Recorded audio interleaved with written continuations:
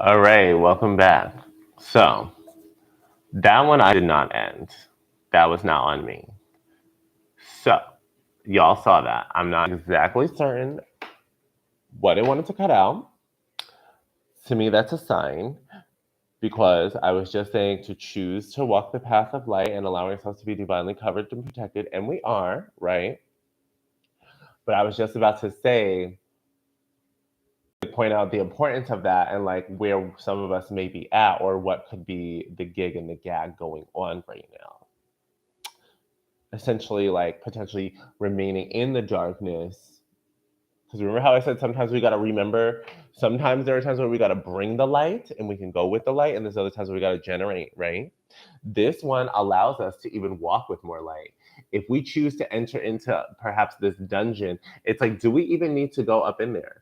Do we need to choose the path that is darker, the path that is more shut out and reclusive from the world? Is that where we're really being guided right now to basically keep doing this independent journey and doing the independent journey that keeps us in the shadows, that keeps us hidden, that keeps us playing it small, not create not like essentially not being seen, or at least not too much.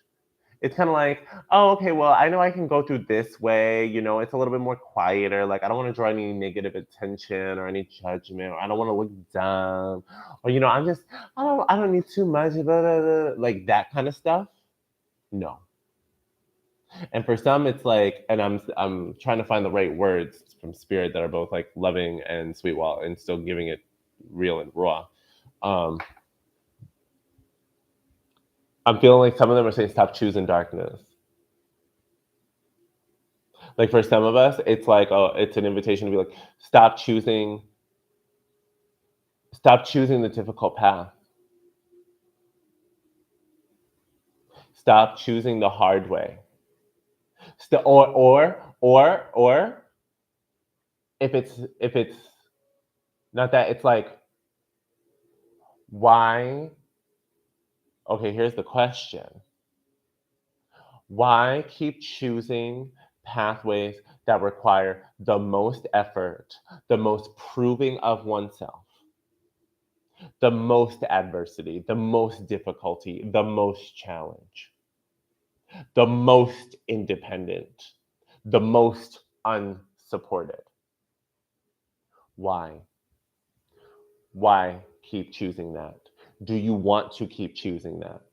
Because here we have the Six of Cups, so we're finally moving on. The Six of Raphael was the next card after the Seven of Michael, Seven of Swords. Six of Raphael. I'm gonna read it, but then I'm gonna channel.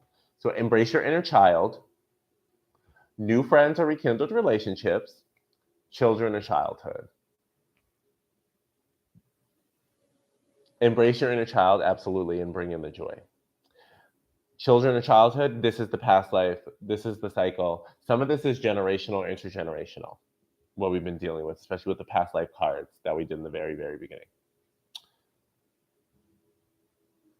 Some of us are so used to having, and notice how this person on this card, preceding card, has a backpack. Now, we all use backpacks of all ages, but we know we associate like backpack with the kids, a lot. Although now, ever since like Dora had to come back through Nick Trawick on Instagram, it's like getting its revive. Bringing it back. Some of us, with our mother wounds, potentially since or from childhood, and or with our childhood experiences that may have prompted a certain level of either feeling and or having to be very independent, isolated, alone, super different, and thus in their own world, own lane, own path. It's been a lot of this independent walking, coming back to that independent snake of Asclepius. It's like we had to be our own healers. And for some of y'all, this is Chiron coming through. You are your wounded healer, some Chiron wounds. And I know Chiron was coming up during that full moon in Aries. But maybe Chiron is still like having some stuff coming through.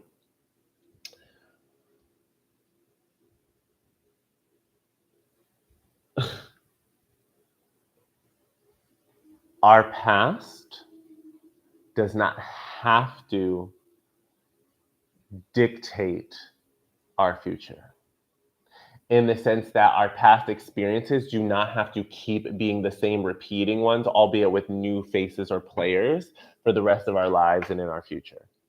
It does not have to be. There's a cycle break opportunity here. There's something about being invited and guided to choose the lighthearted path, to choose to walk in our faith, and to choose to believe that better is happening, better is very much so possible, better is very much so here, and that we deserve it. And that all of the work that we've been doing, all of the changes, all of the energy cultivation, it is all being witnessed and recognized and affirmed. And it's just taking some time for the rewards to yield and to manifest here in the physical. We are still in harvest season, y'all. Harvest season has not ended yet. So if you are wanting to, if you are feeling a little bit like almost like at a breaking point, honor that, process the emotions. However, do not lose your faith. Do not renounce your faith, and don't go getting too caught up in some past nostalgia, that like some past cynicism or pessimism tries to pull you into some shadows that are not in alignment with your actual truth. Because the last card in this line we have is the Seven of Ariel, the Seven of Pentacles.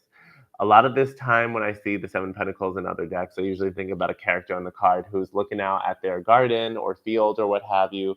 Basically, you know, the seeds they've sown um, haven't reaped yet, but they've sown, they're tending to them, and it's kind of like, hmm, what's like, it's kind of like, are we there yet?